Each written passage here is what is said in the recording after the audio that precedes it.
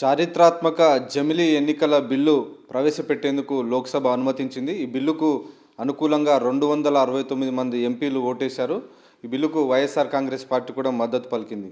So దేశంలో ఒకేసారి Lok Sabha, assembly ఎన్నికలు జరపాలనేటువంటి ఉద్దేశంతో ఈ ఎన్నికల సంస్కరణ బిల్లు తీసుకొచ్చారు. సో ఈ అంశంపై మనతో మాట్లాడేందుకు వైఎస్ఆర్ కాంగ్రెస్ పార్టీ లోక్సభ పక్ష నేత మిథున్ రెడ్డి ఉన్నారు. సార్, ఈరోజు పార్టీ మద్దతు పలికింది. సో ఏ అంశాలు ప్రధానంగా దృష్టిలో ఉంచుకొని మీరు మద్దతు పలికారు? అంటే మనం ప్రధానంగా ఒకటి గుర్తుపెట్టుకోవాలి. ఈ వన్ నేషన్ వన్ ఎలక్షన్ అనేది మన ఆంధ్ర రాష్ట్రానికి పెద్దగా మనకేమీ ఇబ్బంది వచ్చే పరిస్థితి లేదు. ఎందుకంటే గత 3-4 ఎలక్షన్లుగా అసెంబ్లీ, పార్లమెంట్ మనకు ఒకే రోజు జరుగుతున్నాయి. సో ఈ బిల్లు ముఖ్య ఉద్దేశం కూడా అన్ని ఎలక్షన్లు ఒకేసారి జరగాలన్నదే ముఖ్య ఉద్దేశం. సో దీనివల్ల మనకు పెద్దగా ఇబ్బందికర పరిస్థితులు కానీ ఇంకోటి కానీ లేదు.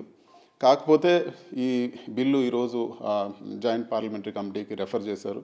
సో దాంట్లో అంటే మన వైఎస్ఆర్ కాంగ్రెస్ పార్టీ నుంచి కూడా మేము చాలా విషయాలు లేవనెత్తాలనుకున్నాము.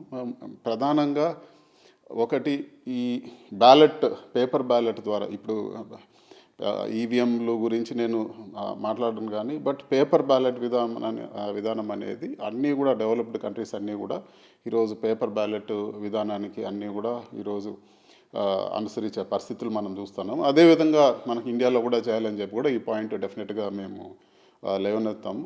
రెండోది కూడా ఈ బిల్లుకు మద్దతు ఎందుకు తెలుపుతున్నామంటే, ఎంత తొందరగా ఎలక్షన్లు వస్తే అంత తొందరగా చంద్రబాబుని ప్రజలు సాగనంపేదానికి సిద్ధంగా ఉన్నారని చెప్పి కూడా మేము తెలియజేస్తాము. అదేవిధంగా ఎలక్షన్లు త్వరగా రావాలని చెప్పి కూడా మేము కోరుకుంటాం. 2027లో ఎలక్షన్స్ వచ్చే అవకాశం ఉందని పెద్ద ఎత్తున చర్చ జరుగుతుంది. అలాంటి పరిస్థితి సాధ్యమవుతుంది అనుకుంటున్నారా?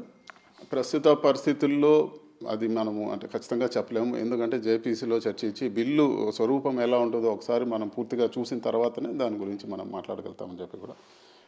ప్రధానంగా ఈరోజు ఇండియా బ్లాక్ దీన్ని వ్యతిరేకించింది. ఇది రాజ్యాంగ మౌలిక సూత్రాలపైన దాడి అని. సో ఎట్లా చూస్తారు ఈ విషయం? ఇప్పుడు మన వైఎస్ఆర్ కాంగ్రెస్ పార్టీ మేము భావించేది ఆంధ్ర రాష్ట్ర ఇంట్రెస్ట్. సో ఇండియా బ్లాక్ చెప్పిందని చెప్పి మేము వక్ఫ్ బోర్డు బిల్లు వ్యతిరేకించలేదు, లేకపోతే ఇండియా బ్లాక్ చెప్పిందని చెప్పి ఈరోజు వాళ్ళ కోసం మేము వ్యతిరేకించాల్సిన అవసరం లేదు. ఈరోజు డెఫినెట్గా మనకి ఇబ్బంది లేదు, ఈ బిల్లు వల్ల మంచి జరుగుతుందనే ఒక ఉద్దేశంతో ఈరోజు సపోర్ట్ చేయడం జరిగింది. ఈరోజు మీరు దేశంలో పేపర్ బ్యాలెట్ విధానాన్ని తీసుకురావాలనేటువంటి ఇష్యూను ప్రస్తావిస్తారంటున్నారు. కానీ దానికి కూడా కొంత భిన్నమైనటువంటి అభిప్రాయాలు వస్తున్నాయి. పేపర్ బ్యాలెట్ అంటే మళ్ళీ తిరోగమనంలోకి వెళ్తారా అనేటువంటి ఒక చర్చ. ఇప్పుడు అమెరికా లాంటి దేశాలే ఈరోజు ఈవీఎంలో సేఫ్టీగా లేదు అని చెప్పి కూడా మాట్లాడడం జరిగింది. సో వాళ్ళందరూ కూడా అడ్వాన్స్డ్ నేషన్స్. ఇదివరకు ఈవీఎం నుంచి వాళ్ళందరూ కూడా చాలా యూరోపియన్ కంట్రీస్ కూడా ఈవీఎం నుంచి పేపర్ బ్యాలెట్ విధానానికే వచ్చారు. సో దాన్ని ఫాలో అవడం వల్ల మనకి ఏదో మనం వెనకబడినాం అనేది ఎక్కడ ఉండదు. సో ఇంకా కూడా ఎవరికైనా ఉండే డౌట్లు, చాలామంది ఈరోజు కంప్లైంట్ చేశారు ఈవీఎంల పైన, చాలా చోట్ల నిరసనలు జరిగినాయి. ఇవన్నిటి కూడా ముగింపు పలుకుతుంది అని చెప్పి కూడా నేను తెలియజేస్తాను. అంటే రిగ్గింగ్ జరిగే అవకాశం ఉంటుంది, దాన్ని కొట్టే అవకాశం ఉంటుంది, ఇవన్నీ అంటుంటారు. సో ఇవన్నీ సాధ్యం ఉంటుందా? ఇవన్నీ ఇప్పుడు ప్రతి బూత్లో కూడా వెబ్ కాస్టింగ్ ఉంది. సో మీరు ఒక్క ఓటు తప్పేసినా కూడా మానిటర్ చేస్తూ ఉంటారు. ఒక వ్యక్తి మళ్ళీ రెండోసారి వచ్చి చేసేదానికి కూడా అవకాశం లేదు.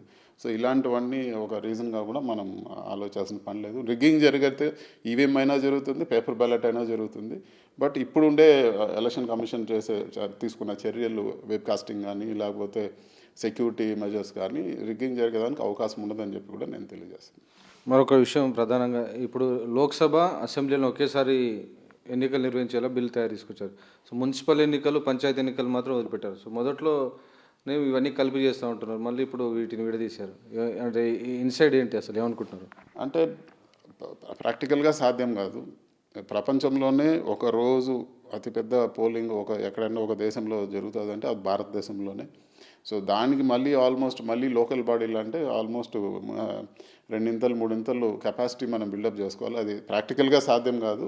అవి కూడా త్వరలో పెడతామని చెప్పారు. అంటే బిల్లు ఇంకా కూడా మనం క్లారిటీ తీసుకోవాల్సి ఉంది.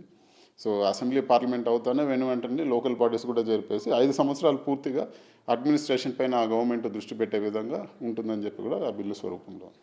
సో ఓవరాల్గా జమిలీ ఎన్నికల వల్ల దేశానికి లాభం జరుగుతుంది అనుకుంటున్నారా? దేశానికి లాభం జరుగుతుందో నష్టం జరుగుతుంది అనే దానికన్నా ఆంధ్ర రాష్ట్రానికి త్వరగా ఎలక్షన్స్ వస్తే మేలు జరుగుతుందని చెప్పి నేను భావిస్తున్నాను.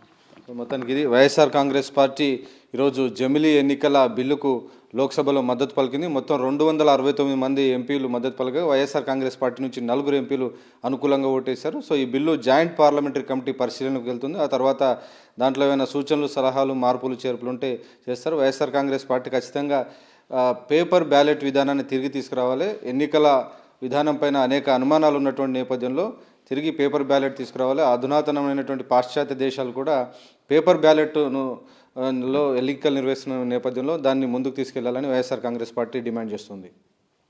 కెమెరామెన్ జబ్బార్ నాయక్తో వెంకటేష్, సాక్షి టీవీ, న్యూఢిల్లీ.